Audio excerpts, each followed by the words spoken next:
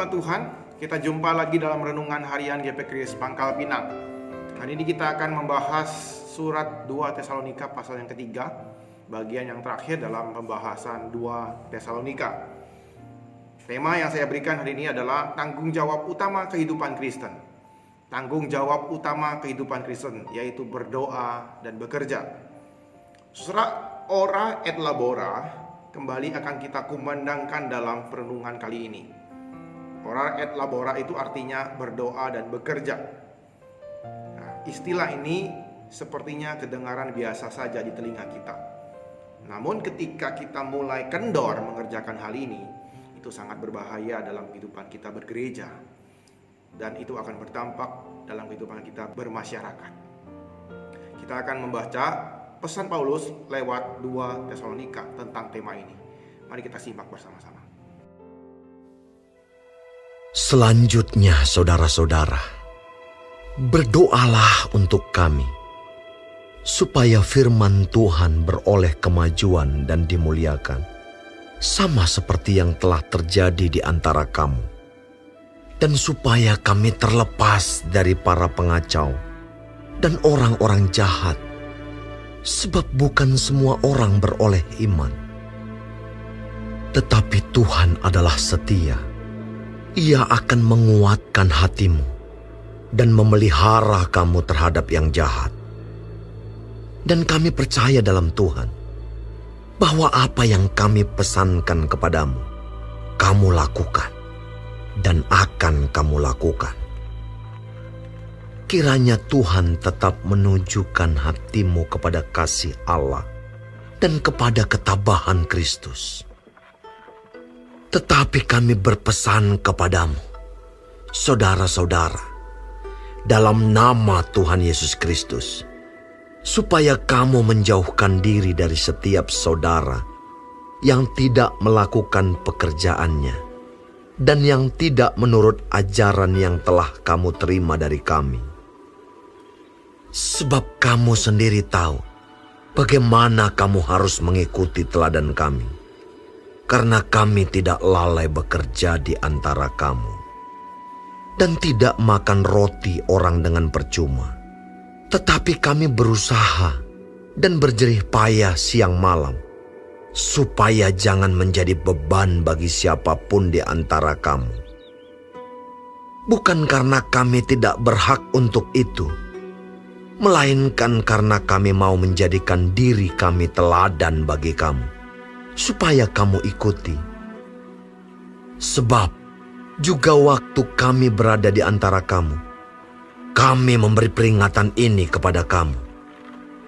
Jika seorang tidak mau bekerja, janganlah ia makan.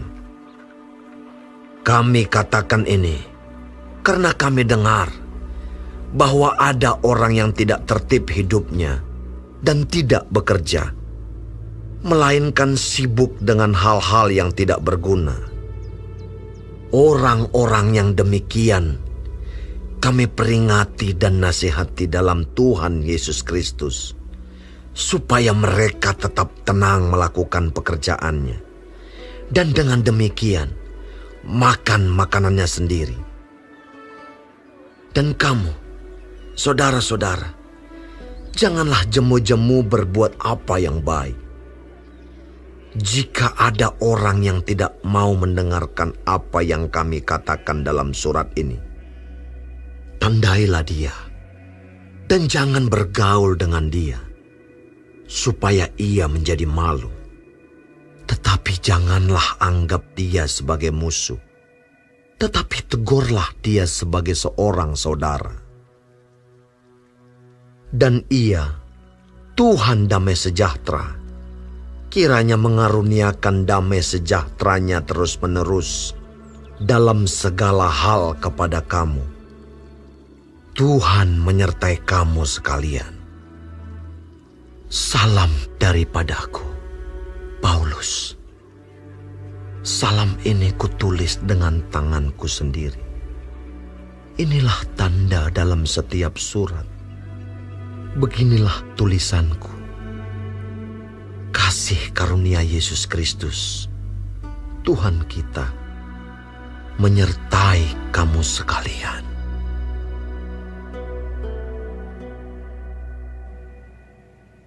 Nah, saudara-saudara, tulisan ini menjadi nasihat Paulus yang terakhir untuk jemaat Tesalonika.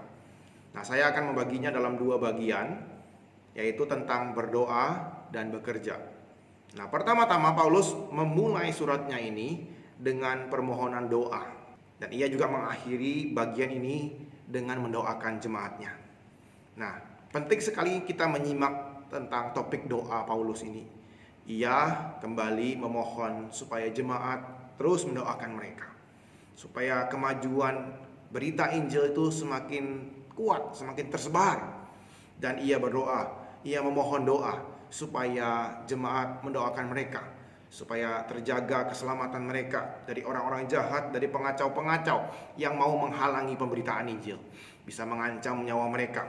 Kita tahu Paulus terus mengalami tantangan, penderitaan, ancaman, bahkan nyawanya terancam ketika ia memberitakan Injil.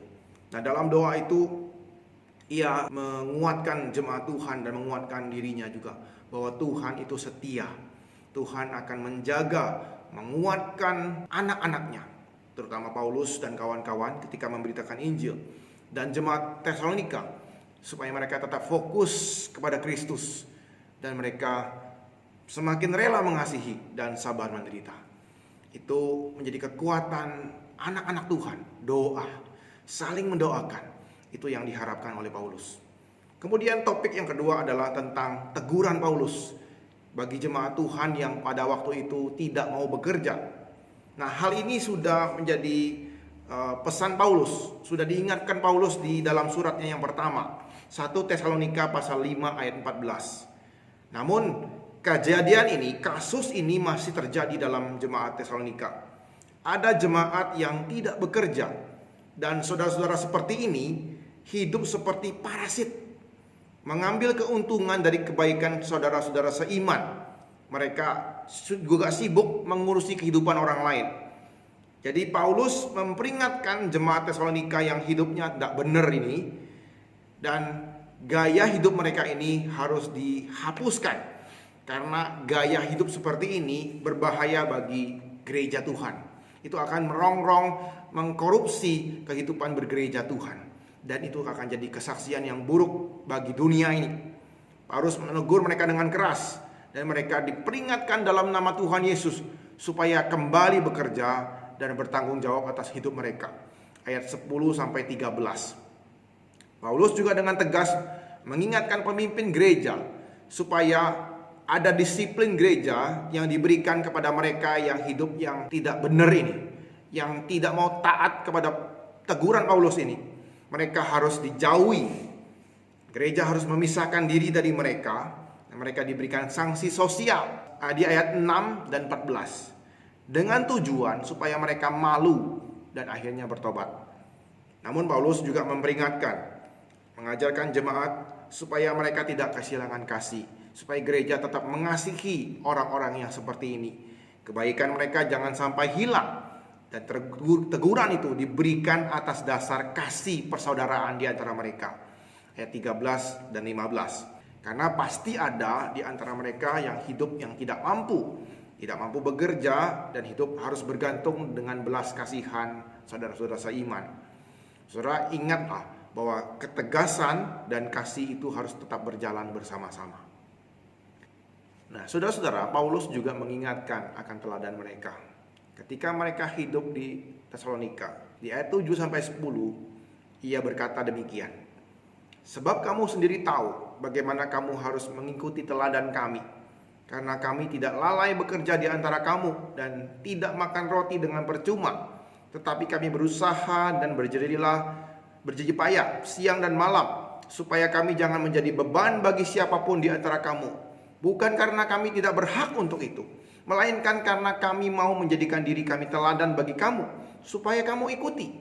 Sebab juga pada waktu kami berada di antara kamu, kami memberi peringatan ini kepada kamu. Jika seorang tidak mau bekerja, janganlah ia makan.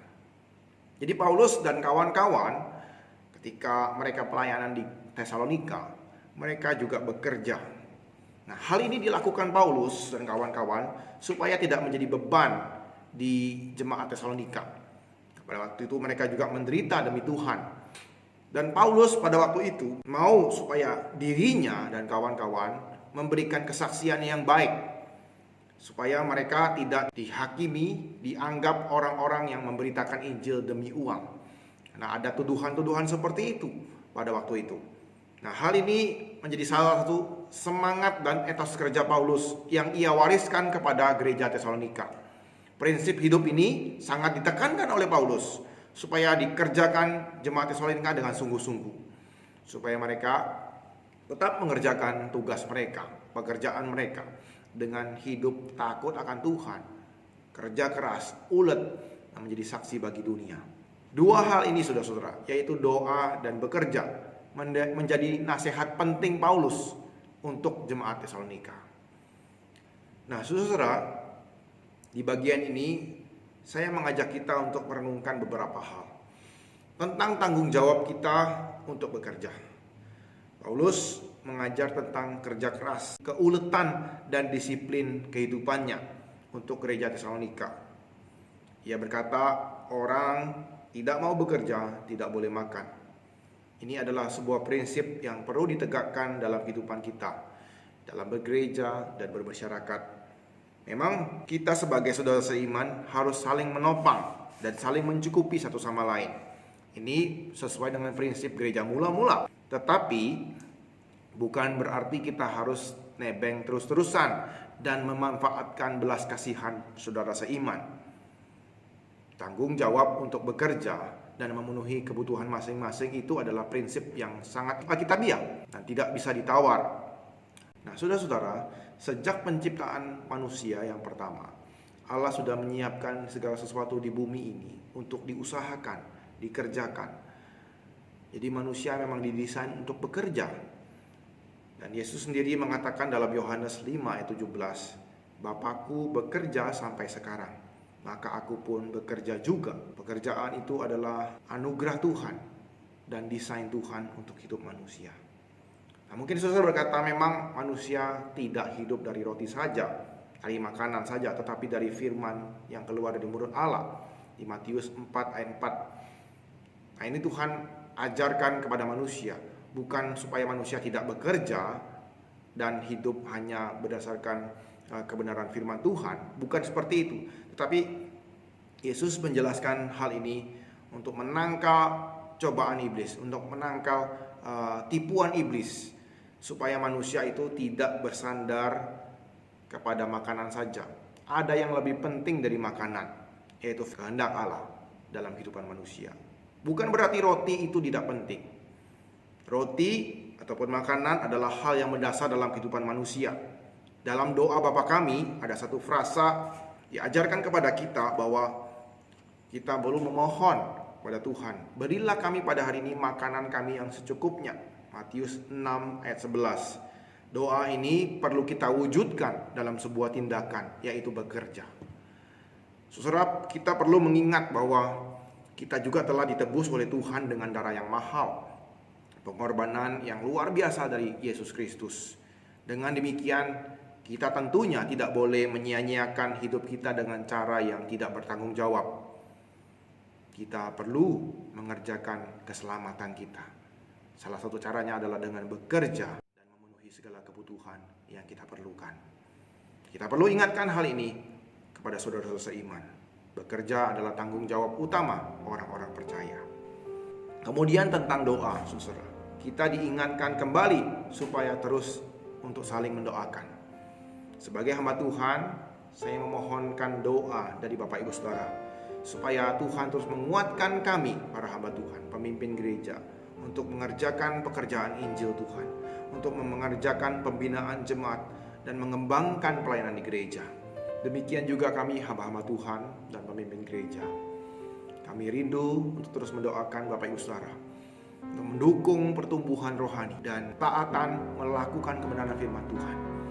Kita perlu saling mendoakan, kita perlu saling mendukung dengan hal yang paling sederhana, yaitu dengan doa. Mari kita terus kerjakan dalam kehidupan kita bergereja, berdoa dan bekerja. kiranya Tuhan boleh menguatkan kita dengan kebenaran firman-Nya pada hari ini. Mari kita bersama-sama berdoa. Tuhan Yesus, kami bersyukur buat kebenaran firman-Mu yang telah kami renungkan hari ini. Tolong kami mengerjakannya dengan setia Tuhan. Meskipun bagi kami sangat sederhana Tuhan, sering kami dengar, tapi biarlah kami boleh lakukan dengan setia, dengan tak jemu-jemu, berdoa bagi jemaat Tuhan, berdoa bagi pemimpin gereja kami. Kemudian kami harus diingatkan Tuhan bahwa tanggung jawab kami untuk bekerja, memenuhi kebutuhan kami masing-masing, dan tidak hidup atas kasihan orang lain, tapi kami mau hidup taat akan desain Tuhan dalam kehidupan kami, untuk bekerja dan boleh memberkati banyak orang. Terima kasih Tuhan Yesus buat kebenaran firman-Mu ini. Tolong kami setia mengerjakannya. Demi nama Tuhan Yesus kami bersyukur dan berdoa.